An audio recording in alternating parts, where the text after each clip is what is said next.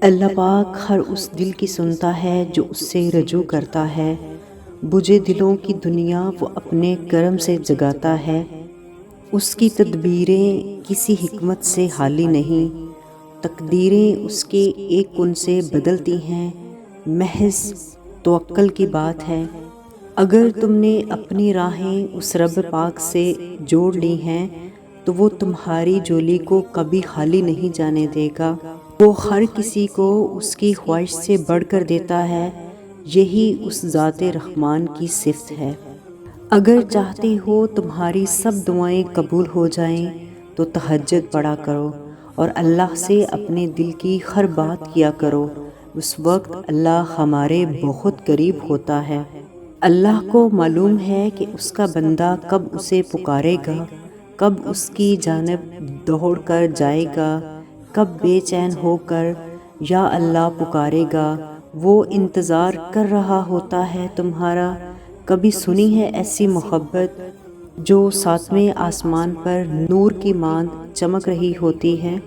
رسول اللہ صلی اللہ علیہ وآلہ وسلم فرماتے ہیں کہ رات پر ایک پہر ایسا بھی اترتا ہے جب عرش کے تمام دروازے کھول دیے جاتے ہیں اور رحمان اپنے بندوں کا انتظار کرتا ہے۔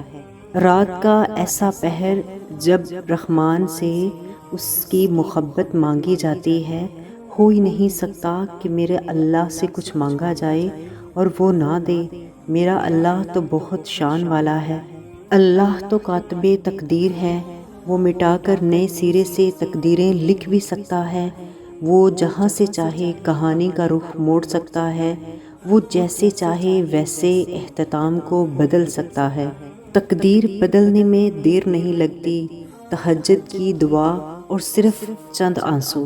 دعاؤں کی قبولیت کے وقت تو اللہ نے بہانے بنائے ہیں۔ تمہاری دعا قبول کرنے کے لیے اس میں کثرت سے اپنی من چاہی چیزوں کو مانگا کرو۔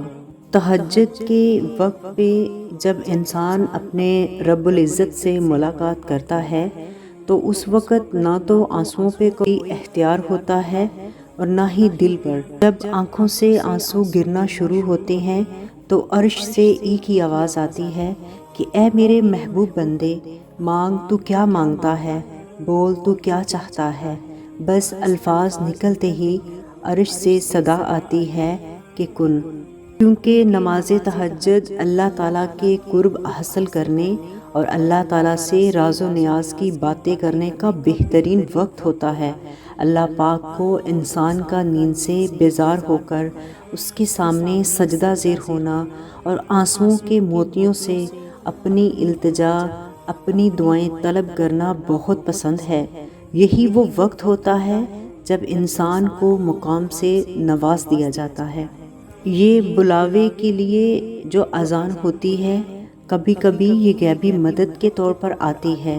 جب پاؤں لڑکھڑا رہے ہوں، کوئی راستہ نظر نہ آ رہا ہو، جب بندہ ٹوٹ کر بکھر جانے کے قریب ہو، پھر اچانک سے یہ آواز آتی ہے، جیسے کوئی کہتا ہو آؤ میری طرف، میں ہی تمہارے دکھوں کی آخری منزل ہوں، آؤ میں تمہیں تمہارے گھر کا راستہ سمجھاؤں۔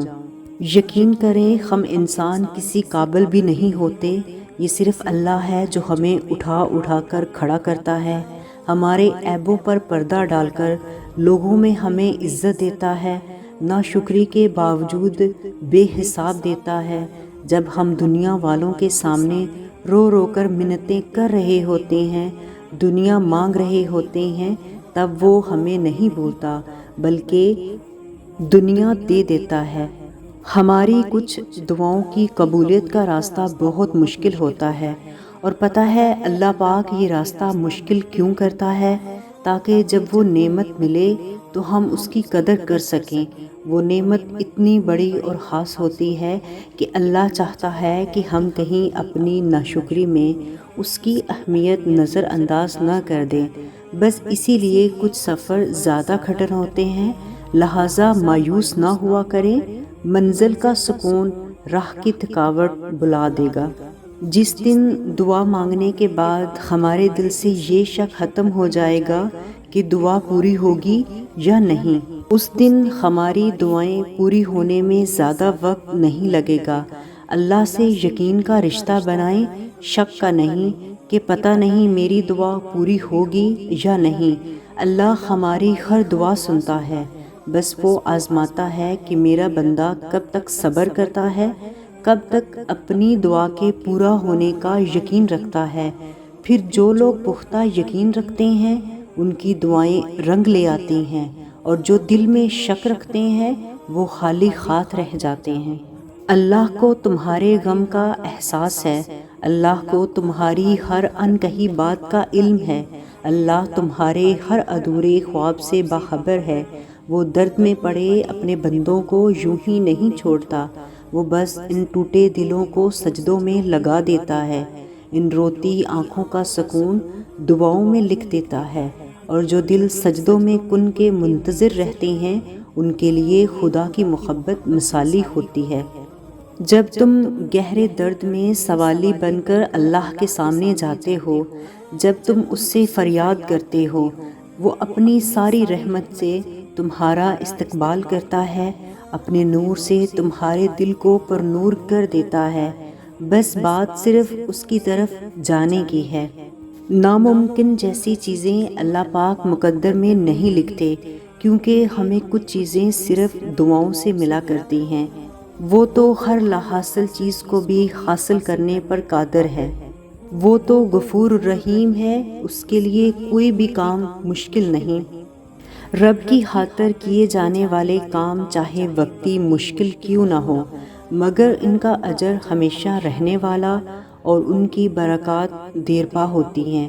اے اللہ، ہمیں ہمیشہ تیری خوشنودی اور رضا کے کاموں میں مصروف رکھنا، ایسے اعمال سے ہمیں بچانا جو ہمارے لیے باعث گناہ اور تباہی ہوں۔ اسی لیے قرآن پاک میں فرمایا ہے کہ جب بندہ بہت پریشان ہوتا ہے تو پھر اس کو تسلی دی گئی ہے کہ بے شک ہر تنگی کے بعد آسانی ہے۔ اللہ رب العزت کے سامنے ایسے گڑ گڑا کر مانگیں کہ اللہ پاک آپ کے آنسوؤں کو دیکھ کر فوراً عطا کر دیں۔ اللہ پاک تو تم سے بہتر طریقے سے جانتے ہیں، اسے معلوم ہے تمہاری خواہشیں اور کیا چیز تمہیں دکھ دیتی ہے، وہی تمہارے حق میں بہترین فیصلے کرنے پر قادر ہے۔ اپنے معاملات کو اپنے رب العزت کے حوالے کر دو، اور اس سے بہتر کیا ہو سکتا ہے کہ کاتب تقدیر خود تمہارے واسطے فیصلہ فرمائے، اور بے شک اس کے کیے فیصلے تو ہر چیز سے بڑھ کر اور حکمت سے بھرپور ہیں۔ دعائیں مانگیں، میں نے دعاؤں سے تقدیروں کو بدلتے ہوئے دیکھا ہے۔ اگر اللہ تمہیں تہجد تک لے آیا تو سمجھ لو کہ اللہ تمہاری چاہ کو تم سے ملوانے کی تیاری کر رہا ہے۔ تمہارا تہجد تک آنا بھی ایک معجزہ ہے، جو دعا تمہیں تہجد تک لے آئی ہے وہ بھی ایک معجزہ ہے، اور تہجد میں جو تم مانگو گے وہ بھی اللہ معجزے کی صورت میں سنے گا اور تم حیران رہ جاؤ گے۔ اگر دیر ہو رہی ہے تو ضرور کچھ بہترین ملنے والا ہے۔ بنا منزل کے جس راستے پر چل پڑے ہو سکون رکھو، تمہیں اس کی رحمتوں کا اشارہ ملنے والا ہے، تمہیں وہ سب ملنے والا ہے جس کی تم دعائیں کرتے ہو۔